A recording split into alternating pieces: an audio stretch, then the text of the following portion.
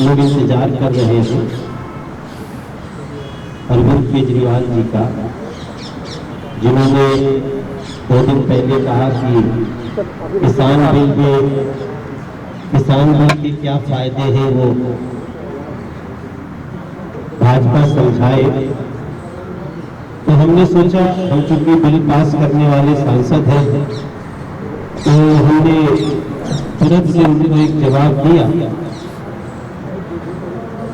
और मुझे बड़ी खुशी है कि अपने सांसद की बात को सुनने के बाद हमारे प्रदेश के अध्यक्ष आदेश गुप्ता जी भी उपस्थित हुए। जोरदार तालियों से स्वागत करते हैं।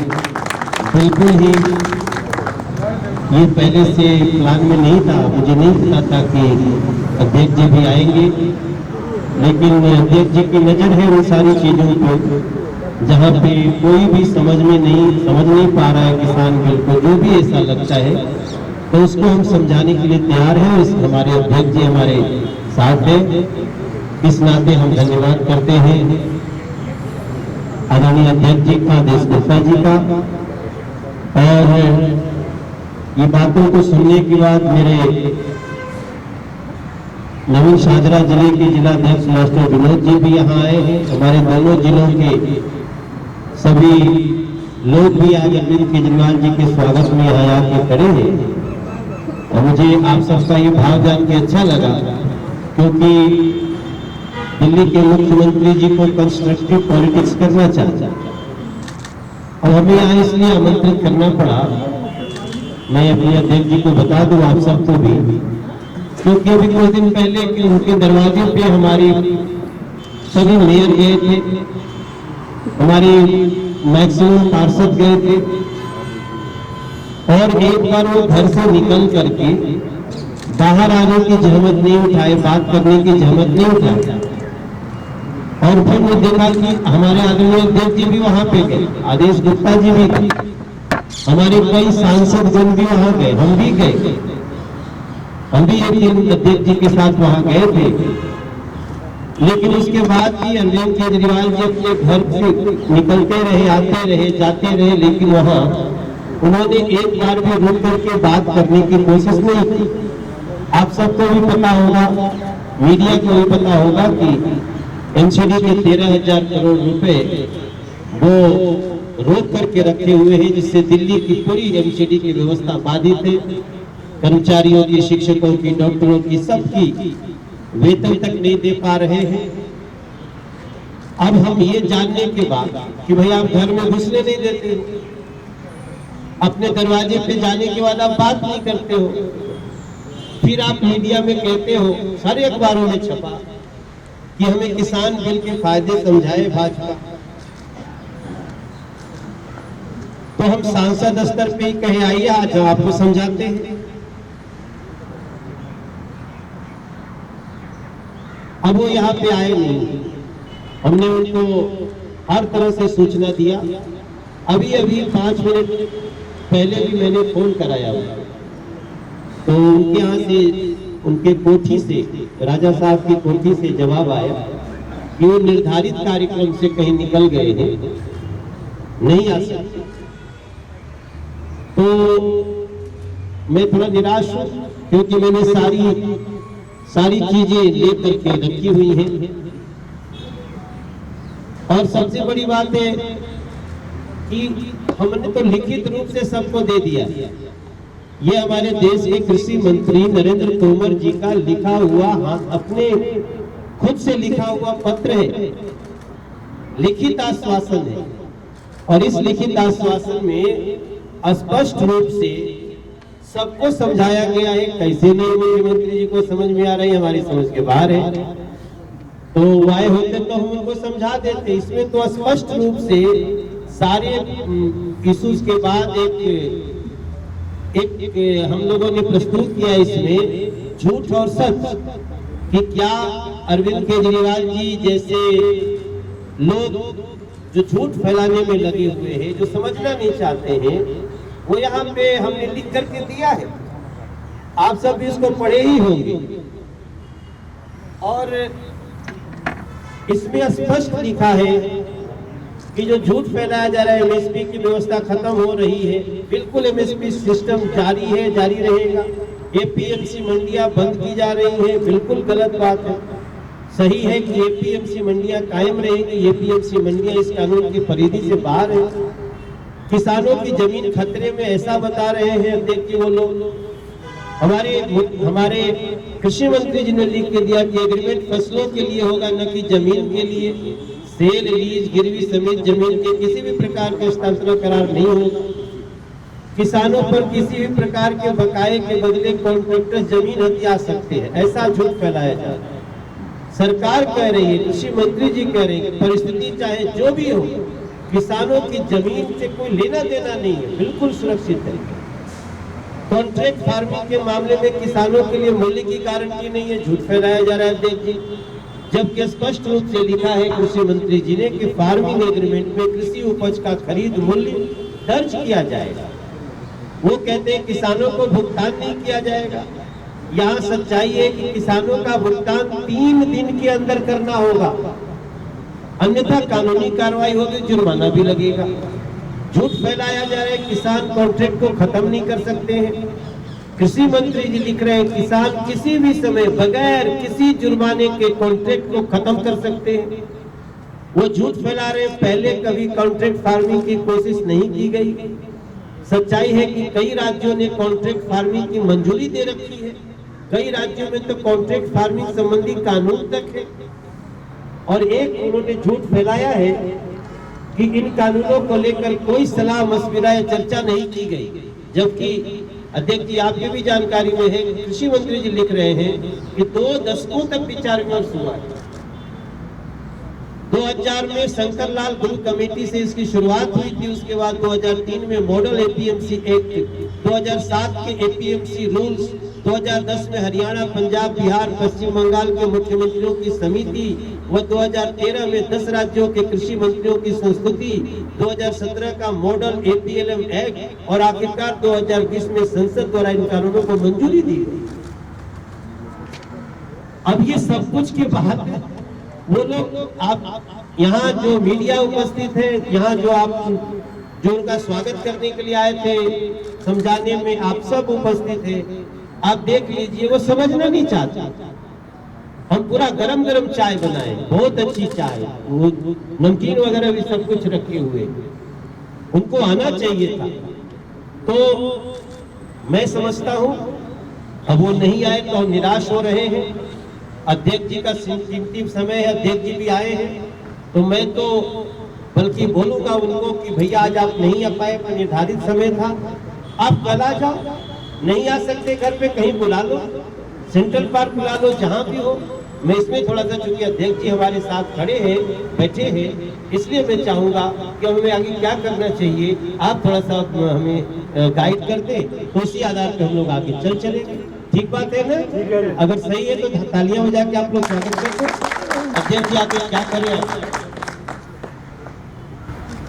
पहले तो मैं हमारे जो लोकप्रिय सांसद हैं और हमारे पूर्व प्रदेश अध्यक्ष श्री मनोज तिवारी जी को और यहाँ जो इतने कार्यकर्ता सब लोग यहाँ उपस्थित हैं, जो लोग आए हैं यहाँ मुख्यमंत्री जी का, अरविंद केजरीवाल जी का यहाँ स्वागत करने के लिए, वो सब लोग आज इंतजार कर रहे हैं मुख्यमंत्री जी का।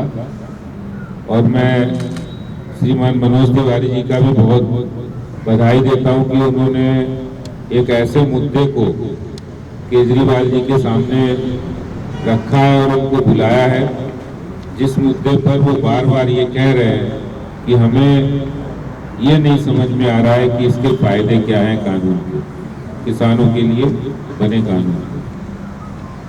हालांकि ये बात अलग है, ये बात आप सब लोग जानते हैं कि 23 नवंबर को उन्होंने इन कानूनों को दिल्ली में पारित करा दिया, नोटिफाई करा दिया।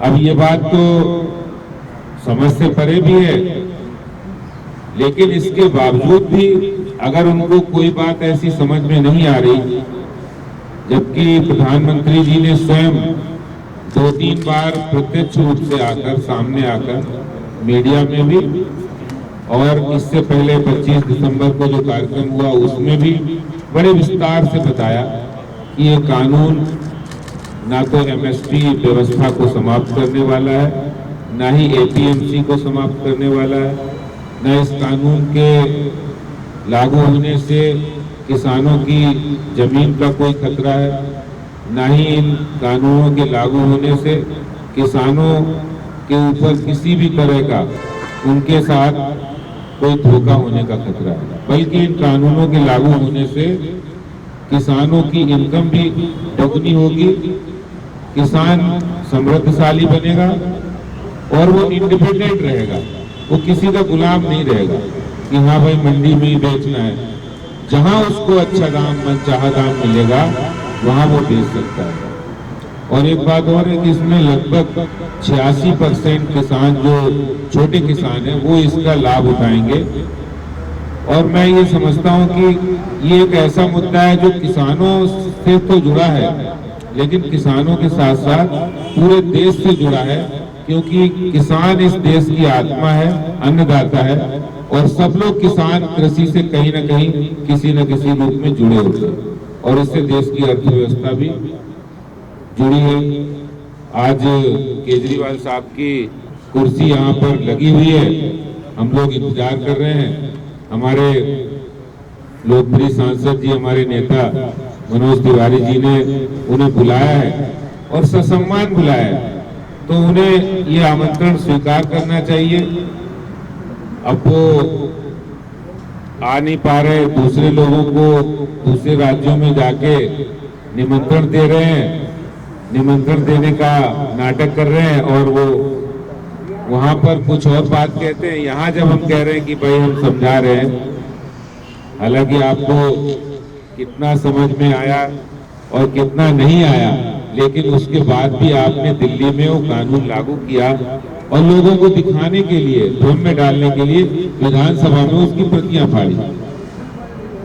तो मैं ये भी कहता हूं कि अगर आपको आज समय नहीं मिला, हो सकता है व्यस्तता होगी, तो कल आ जाए, परसों आ जाए, कहीं बुला ले या कहीं आप बुला लो, कोई खुली जगह बुला लो, कनॉट प्लेस बुला लो, या कॉन्स्टिट्यूशन क्लब बुला लो, या कोई अच्छी जगह हो जहाँ पे आपको सैर करने का शौक हो, वहाँ भी चले जाएंगे, मनोज जी वहाँ भी कर लेंगे, तो वहाँ भी आ जाएंगे। और कोई ऐसी बात नहीं, आराम से चाय पिएंगे, गपशप करेंगे, आपको कृषि मंत्री जी का पत्र भी दिखाएंगे और ये भी इतना अच्छा पूरा बहुत डिटेल में दिया है, इसको भी दिखाएंगे। और फिर भी समझ में नहीं आता तो हम तो दूसरी बार भी करने के लिए तैयार है, लेकिन पहली बार तो आप कम से कम आइए प्लीज। धन्यवाद। अध्यक्ष जी, यहाँ पे सामने हमने आप देख लीजिए, आप हमने स्पष्ट लिखा है, एमएसपी प्रधानमंत्री जी का कथन है, एमएसपी थी, है और रहेगी। पीएम किसान, प्रधानमंत्री किसान सम्मान निधि जारी है। कल ही अभी 18,000 करोड़ रुपया 9 करोड़ किसानों के बैंक खाते में गया है।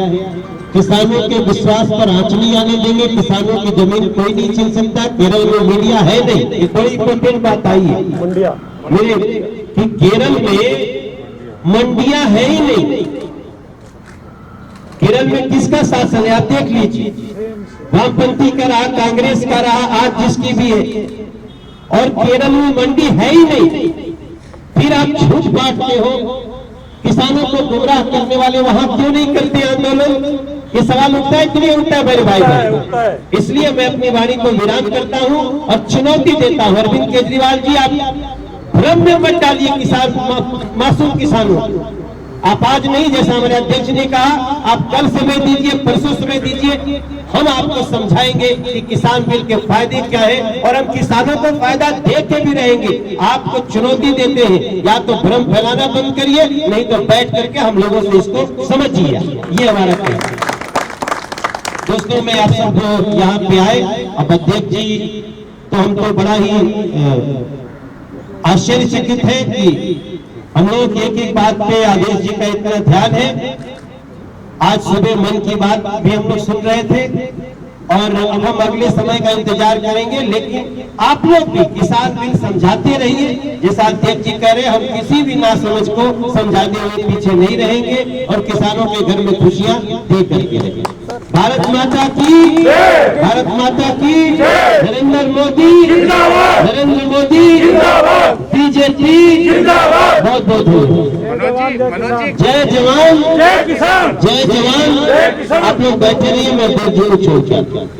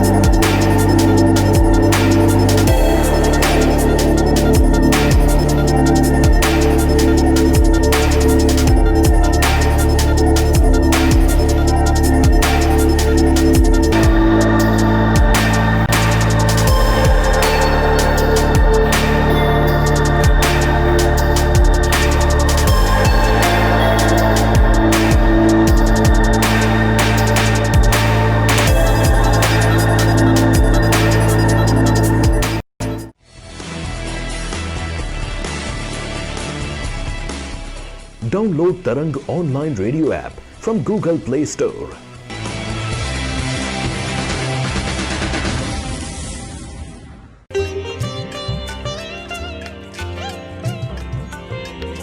You are listening to Tarang Devotional Online Radio.